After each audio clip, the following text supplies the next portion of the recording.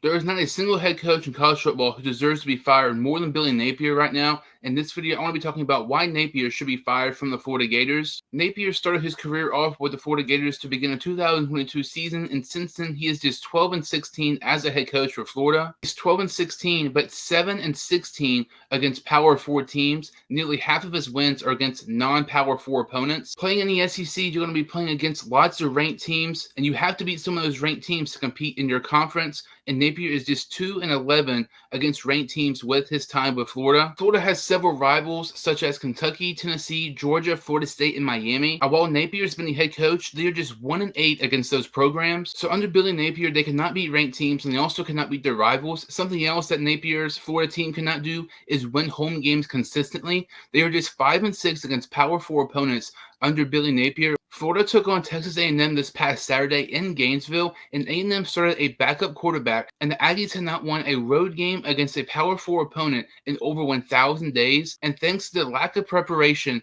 for Billy Napier's team, that losing streak is now over for Texas A&M. In 28 total games coaching under Billy Napier, he already has 6 home losses. To put that in comparison with Urban Meyer and Steve Spurrier, in 80 total games coached for Urban Meyer while he was with the Florida Gators, he only had 5 home losses, and Steve Spurrier coached 150 games for Florida, and he only had 5 home losses. Billy Napier already has more home losses than Steve Spurrier while coaching over 120 less games. You can't win home games, you struggle against your rival, cannot beat ranked opponents. For whatever reason, Billy Napier is still on this Florida Gators coaching staff, and I have no idea why. Also, look at the fact that Florida's losing streaks right now is absolutely ridiculous. Florida has not won a home game against a Power 4 opponent in nearly a year, and they've lost 7 straight games against Power 4 teams, and they've had back-to-back losing seasons for the first time since 1978 and 1979. And if Billy Napier is the head coach to end the season, there's a very good chance Florida could have 3 consecutive losing seasons in a row. Going into the season as a Florida fan, I thought the Gators could surprise people this year,